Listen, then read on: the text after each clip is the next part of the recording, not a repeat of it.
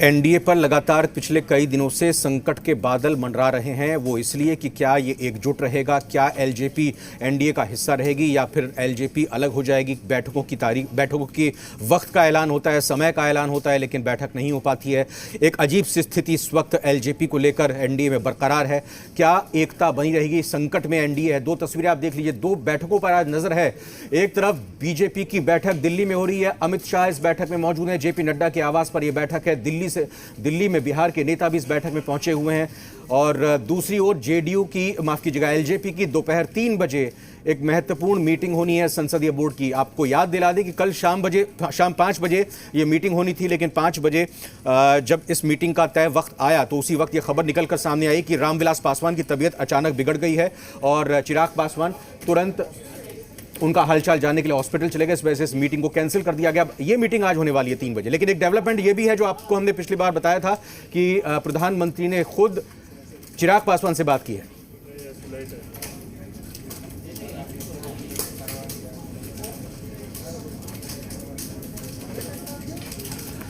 तो जैसा हमने बताया, 2 बैठकों पर नजर। पहली बैठक की आइए बात कर लेते हैं।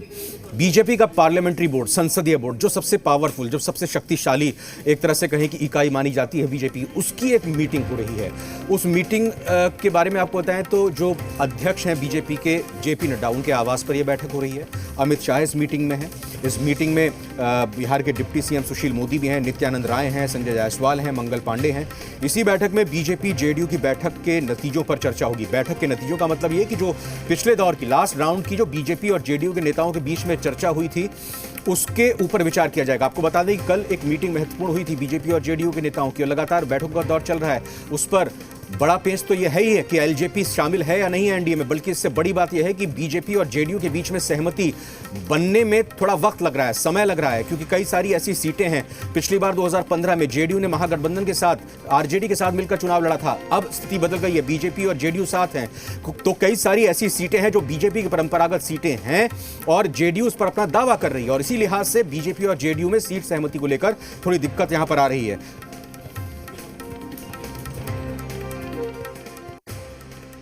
दिल्ली में बीजेपी के राष्ट्रीय अध्यक्ष जेपी नड्डा जी के आवास पे बिहार के कोर कमेटी की इम्पॉर्टेंट बैठक चल रही है। इम्पॉर्टेंट इसलिए ये बैठक है क्योंकि जेडीयू और BJP on the table talk हुआ है, और जो निष्कर्ष निकला है उस निष्कर्ष को इस वक्त इस बैठक में रखा जा रहा है। इस बैठक में खुद गृह मंत्री अमित शाह भी मौजूद है, और इस बैठक में विशेष तौर पर बिहार बीजेपी के सभी वो तमाम बड़े नेता मौजूद हैं जो कोर कमेटी के सदस्य हैं। उप मुख्यमंत्री सुशील मोदी, स्वास्थ्य मंत्री मंगल पांडे, संजय जायसवाल, नित्यानंद राय, सभी इस बैठक में मौजूद हैं। और ख़ास तौर पे जो जेडीयू और बीजेपी के बीच में ऑन द टेबल टॉक हुई है उसको ही रखा जा रहा है। इसके साथ ही चुनाव रणनीति भी तय की जाएगी बीजेपी के तरफ से कि बीजेपी किस तरीके से अपनी जीत को सुनिश्चित करे। दूसरा सवाल ये भी उठता है कि क्या एलजेपी एनडीए में रहेगी या नहीं रहेगी। बीजेपी हालांकि कुछ सीट ऑफर ज़रूर कर रही थी, बीजेपी जेडीयू के तरफ से भी कह रही है कि कुछ सीटें आप भी अपने तरफ से कॉम्प्रोमाइज़ कीजिए। अगर ये संभव होता है तो एलजेपी अकोमोडेट कर जाएगी एनडीए में या नहीं, ये देखने वाली बात होगी। फिलहाल इस बैठक में खास तौर पे जो बातचीत हो रही है वो यही हो रही कि बीजेपी और जेडीयू के बीच में जो बातचीत में निष्कर्ष निकला है उन बातों को रखा जाए, और इसके साथ ही चुनाव रणनीति बीजेपी की तरफ से क्या होगी इस पे भी विशेष तौर पे बातचीत होगी। कैमरा पर्सन सौरभ के साथ नेहा, जी मीडिया, दिल्ली। एलजेपी की मीटिंग की बात कर लेते हैं। एलजेपी की दोपहर 3 बजे संसदीय बोर्ड की बैठक होने वाली है। चिराग पासवान जो कि अध्यक्ष हैं, इस बैठक की अध्यक्षता करेंगे।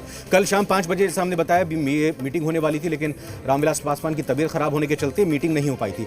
लेकिन महत्वपूर्ण बात इस वक्त ये डेवलपमेंट हुआ कि प्रधानमंत्री नरेंद्र मोदी ने खुद चिराग पासवान को फोन किया, और फोन करने के बाद रामविलास पासवान का हालचाल जाना। यही नहीं, राजनाथ सिंह, रक्षा मंत्री, उन्होंने भी बात की चिराग पासवान से, हालचाल रामविलास पासवान का जाना। इतना ही नहीं, पूर्व बीजेपी अध्यक्ष, मौजूदा गृह मंत्री देश के अमित शाह ने भी चिराग पासवान ने बात की, हालचाल जाना रामविलास पासवान का। संकेत क्या मिलते हैं जो खुलकर सामने नहीं आते, लेकिन इनको समझने की जरूरत है। इन तीनों बड़े नेताओं का चिराग पासवान को फोन करने का मतलब यही हो जाता है कि आप चिंता मत कीजिए, आपके साथ कोई धोखा नहीं होगा, आप भरोसा रखिए। आप 3 बजे जो बैठक करने जा रहे हैं, बड़ा फैसला लेने की जो बात सामने आ रही है, आपको कुछ ऐसा करने की जरूरत नहीं है। आप बीजेपी में थे, बीजेपी में रहेंगे, संशय जो भी है आपके मन में वो सब दूर कर लिया जाएगा। आप विश्वास रखिए, आपके साथ किसी भी तरह की कोई गलत बात नहीं होगी। तो ये एक तरह से कहा जाए कि अब चिराग पासवान के ऊपर दबाव आ गया है। चिराग पासवान अब हो सकता है, क्योंकि जब ये बैठक करेंगे तो उनके मन में इन तीनों के ही फोन कॉल्स में कही गई बातें जरूर होंगी, और जो फैसला सोच रहे थे कि 3 बजे की बैठक में आज अपने कार्यकर्ताओं के साथ मिलकर पदाधिकारियों के साथ बैठक में लेंगे, तो हो सकता है कि उस फैसले को वो बदल सकते हैं, क्योंकि 3 देश के बड़े दिग्गज नेताओं ने आज की तारीख के चिराग पासवान को फोन किया और कहा है कि रामविलास पासवान की हालत कैसी है। और जाहिर तौर पर ये तो बात निकलकर सामने है, लेकिन इसके अलावा भी कई बातें कही होंगी। एलजेपी की संसदीय बोर्ड की बैठक कल स्थगित कर ली गई थी। सूत्रों के हवाले से ये खबर है कि आज शाम 3 बजे दोबारा संसदीय बोर्ड की बैठक बुलाई गई है। इस बैठक में संसदीय बोर्ड के सभी सदस्य मौजूद होंगे, और जिस तरीके से रामविलास पासवान के अस्वस्थ होने की खबरें आ रही थी, वो उसी के रामविलास पासवान की तबीयत बिगड़ी और संसदीय बोर्ड की बैठक स्थगित कर दी गई थी। लेकिन हालांकि चुनाव नज़दीक है, चुनाव को गंभीरता से लेते हुए चिराग पासवान ने दोबारा से संसदीय बोर्ड की बैठक बुलाई है, और लोजपा आज ये ज़रूर फैसला कर लेगी कि आखिर लोजपा अकेले 143 सीटों पर चुनाव लड़ने के लिए तैयार है या लोजपा एनडीए में शामिल हो जाएगी। एक तरफ जहां आज संसदीय बोर्ड की बैठक बुलाई गई है 12 जनपद लोजपा के कार्यालय में, तो दूसरी तरफ वहीं बीजेपी में की बिहार की कोर कमेटी की बैठक चल रही है, जिसमें खुद गृह मंत्री अमित शाह हैं, जेपी नड्डा और बिहार कोर कमेटी के तमाम सदस्य वहाँ मौजूद है। और इस बात की मंत्रणा हो रही है कि जेडीयू और बीजेपी में अगर सुलह हो जाती तो एलजेपी को भी किसी तरीके से एनडीए में शामिल करने की कोशिश की जाए। अब ये देखना होगा कि 3 बजे की बैठक में, संसदीय बोर्ड की बैठक में एलजेपी के तरफ से क्या फैसले आते हैं, और बिहार कोर कमेटी बीजेपी की बैठक चल रही है उनके तरफ से क्या फैसले आते हैं। आज का दिन दिल्ली में बिहार चुनाव के मद्देनज़र बहुत खास इसलिए है क्योंकि आज ये तय हो जाएगा कि एनडीए में एलजेपी बनी हुई है या एलजेपी अकेले 143 सीटों पर चुनाव लड़ेगी। कैमरा पर्सन सौरभ के साथ नेहा, जी मीडिया, दिल्ली। कोई खबर आपसे ना छूटे, इसके लिए जी बिहार झारखंड की लगातार हर जगह पर टीम मौजूद है। पटना में जो हलचल चल रही है, रजनीश इस वक्त सारी बातें हमारे को बताएंगे। साथ ही साथ दिल्ली के हलचल पर जेपी नड्डा के आवास के बाहर जहां कोर कमेटी की मीटिंग चल रही है, हितेन हमारे सहयोगी मौजूद है। पहले हम दिल्ली का रुख कर लेते हैं। हितेन, बहुत ही इंपॉर्टेंट ये मीटिंग इस मायने में हो जाती है कि जेडीयू और बीजेपी की जो बैठक हुई उसको लेकर अब चर्चा कर रहे हैं केंद्रीय नेतृत्व और बिहार के नेता। क्या माना जाए कि जो सीटों की सहमति को लेकर बात कल बनी है उस पर अंतिम मोहर बीजेपी अपनी तरीके से लगा देगी कि हाँ ठीक है, हम इतनी सीटों पर लड़ रहे हैं? बिल्कुल, देखिए काफ़ी लंबा वक्त हो चुका है, 3 घंटे से ज़्यादा का वक्त हो चुका है। बैठक जो है वो लगातार जारी है। केंद्रीय गृह मंत्री खुद जेपी नड्डा के आवास पर उपस्थित है और बैठक लगातार चल रही है। हालांकि 1 बजे भूपेंद्र यादव को भाजपा मुख्यालय पहुंचना था, ज्वाइनिंग थी, लेकिन अब तक ये बैठक पूर्ण नहीं हुई है और मीटिंग चल रही है। इशारा साफ है कि जिस तरह से कल जेपी नड्डा और देवेंद्र फडणवीस ये सब बिहार का दौरा करके जब लौटे हैं, उसके बाद कल रात में भी इन्होंने अमित शाह के आवास पर एक बैठक की थी और वहाँ पर भी ये सारी चर्चा की गई है, फॉर्मूला तय किया गया है, और आज सुबह से लगातार जो है वो अब तक बैठक चल रही है। ये कहीं ना कहीं इशारा दे रहा है कि भाजपा अभी भी जो है अपने साथी दलों को एक मौका दे रहा है कि वो कुछ फैसला ले ले और ऐलान करे। उसके पहले उनके जो साथी दल है वो अपनी तरफ से कुछ फैसला खुद ही ले ले। हो सकता है ये इशारा एक एलजेपी के लिए भी हो, क्योंकि एलजेपी की बैठक जो है वो 3 बजे की है, इसलिए इंतजार कर रहे हो कि चिराग पासवान कुछ फैसला ले ले, उसके बाद हो सकता है कि बीजेपी अपना एक ऐलान कर सकती है। दूसरी तरफ सबसे अहम बात कि जिस तरह से सीट शेयरिंग की बात हो रही है, उस सीट शेयरिंग को लेकर ही अपने उम्मीदवार की पसंदगी भी जो है कहीं ना कहीं उन्हें खुद करनी है। आज शाम को 6 बजे सीईसी की बैठक भी है, प्रधानमंत्री नरेंद्र मोदी खुद पहुंचने वाले हैं भाजपा मुख्यालय, तो उस बैठक में पूरी की पूरी लिस्ट जो है पीएम के सामने रखनी भी है, पीएम से भी चर्चा करनी है, और सीट शेयरिंग का जो फॉर्मूला तय किया जाएगा यहाँ पे, चाहे वो 121, 122 और 5 वाला फॉर्मूला, 121 और 122 वाला फॉर्मूला हो या फिर 119, 19 और 5 वाला फॉर्मूला हो, ये काफ़ी अलग अलग फॉर्मूला सब सामने आ रहे हैं, लेकिन अंतिम निर्णय जो है कहीं ना कहीं इस बैठक के अंदर लिया जा रहा है और वो फैसला जो है प्रधानमंत्री के समक्ष सीईसी में रखा जाएगा। शाम को 7 बजे के करीब प्रधानमंत्री भाजपा मुख्यालय पहुंचेंगे। उस बैठक में ये सारे यहाँ जो फैसले लिए जा रहे हैं वो रखे जाएंगे। रजनीश, आपसे जानना चाहेंगे, 8 अक्टूबर पहले चरण के नामांकन का आखिरी दिन, 4 तारीख आज हो चुकी है। महागठबंधन अपनी सीट शेयरिंग के फॉर्मूले को सामने ला चुके हैं। वीआईपी की जो भी कुछ स्थिति कर रही है उसको अलग रख दीजिए।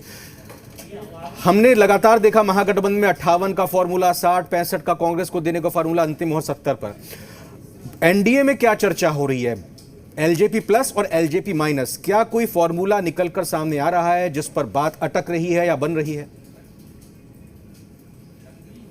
देखिए, राजनीति में अगर कोई बात मुखर रूप से सामने ना आया हो तो फिर संकेत बहुत मायने रखते हैं। और इस लिहाज से यदि आप देखें तो कल जिस तरीके से प्रकरण हुआ मुकेश सहनी का, हाथों हाथ उसे तवज्जो देती एनडीए, लेकिन ऐसा नहीं हुआ। और एलजेपी जब बाहर होती, उन सारे जो सीट थे उससे मुकेश सहनी की पार्टी वीआईपी को समायोजित कर सकती थी, लेकिन ये नहीं हुआ। तो इसका संकेत एक ये है कि एलजेपी शामिल है। दूसरा जो महत्वपूर्ण बात है, बीजेपी अभी तक या कभी भी नहीं चाह रही है कि एलजेपी बाहर हो, लिहाजा चूंकि राष्ट्रीय परिप्रेक्ष्य में बीजेपी देख रही है, ठीक यहाँ के बाद पश्चिम बंगाल में चुनाव है, असम में चुनाव है, और इससे पहले आप देखेंगे शिवसेना अलग हो गई, अकाली दल अलग हो गई। तो एलजेपी चुनाव के समय में बीजेपी का साथ छोड़ती है, एनडीए का साथ छोड़ती है, तो इसका संदेश ठीक नहीं जाएगा।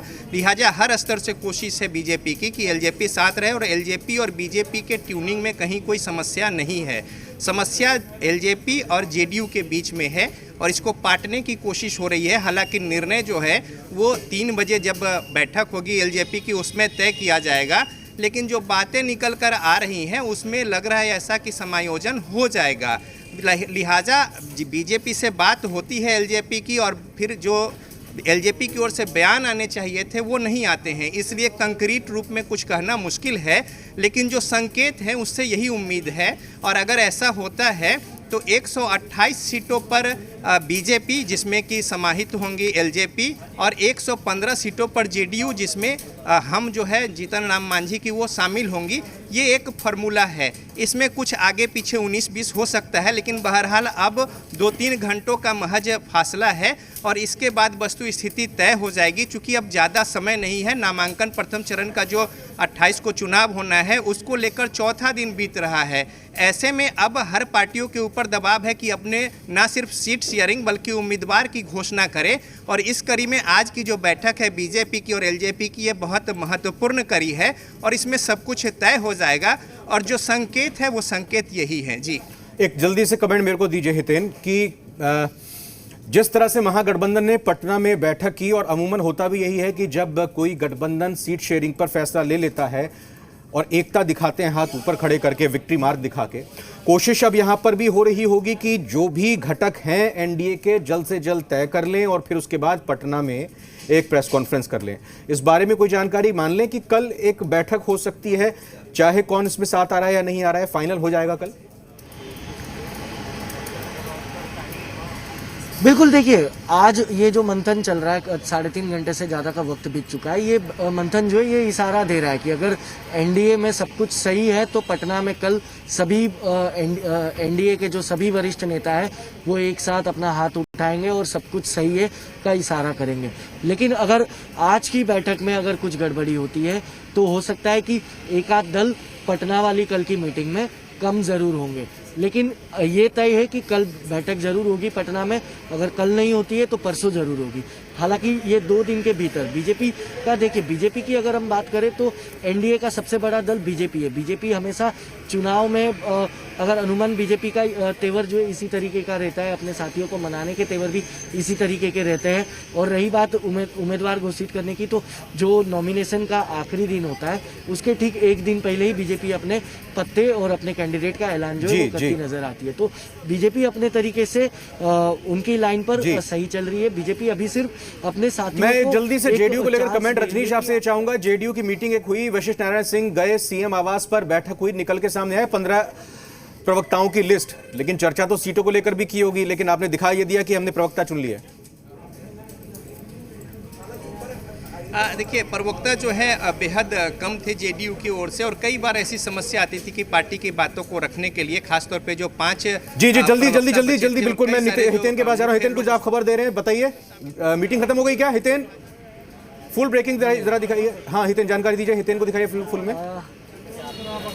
देखिए ऐसा लग रहा था कि मीटिंग खत्म हुई है, लेकिन अभी सिर्फ एक गाड़ी बाहर निकली है और उसमें भी सिर्फ अमित शाह, गृह मंत्री अमित शाह के जो पीए थे वो मौजूद थे। ठीक है। उसके अलावा और कोई मौजूद नहीं था। हालांकि बैठक और मंथन अभी भी चल रहा है। मैं जल्दी से लास्ट कमेंट आपसे चाह रहा था, आपकी बात कंप्लीट कर लीजिए रजनीश। कृपया सवाल रजनीश कंप्लीट कर लीजिए अपनी बात। वही जो जेडीयू की आज सीएम आवास पर बैठक हुई, प्रवक्ताओं की लिस्ट। देखिए, पार्टी की ओर से पूरी रणनीति तय कर ली गई है, किस तरीके से बातों को रखना है, किस तरीके से आक्रामक तरीके से प्रचार प्रसार करना है, लोगों को किन मुद्दों पर गोलबंद करना है और किन बातों का किस तरीके से जवाब देना है। लिहाजा जो सूची जारी की गई है उसमें वैसे लोगों को शामिल किया गया है जो बहुत ही वजूद के साथ और बातों को प्रमुखता के साथ रख सकें और लोगों को कन्विंस कर सकें। और चुनाव के समय में ये बेहद जरूरी हो जाता है, क्योंकि पूरे देश की नज़र जो है पार्टी की गतिविधियों पर, जो कुछ उन पे आक्रामक तरीके से अगर वार हो रहे तो उनके बचाव को लेकर, विपक्ष को पाले में निशाने पर लेने को लेकर ये महत्वपूर्ण होता है। बिल्कुल सही बात है, यानी कि कोई भी फ्रंट ऐसा नहीं है जिसको कमजोर रखना चाह रही है पार्टी या जेडीयू या कोई भी दल। बहुत बहुत धन्यवाद रजनीश। हितेन, आपका भी बहुत बहुत शुक्रिया। मुकेश सहनी की सौगंध की अगर बात करें, उन्होंने एक बड़ा आरोप लगाया है। आपने सुना होगा कि कहीं कपड़ों की सेल लगी, कहीं इलेक्ट्रॉनिक गैजेट्स की सेल लगी, लेकिन मुकेश सहनी ने एक बहुत बड़ा आरोप लगा दिया। उन्होंने कहा कि विधानसभा टिकट की सेल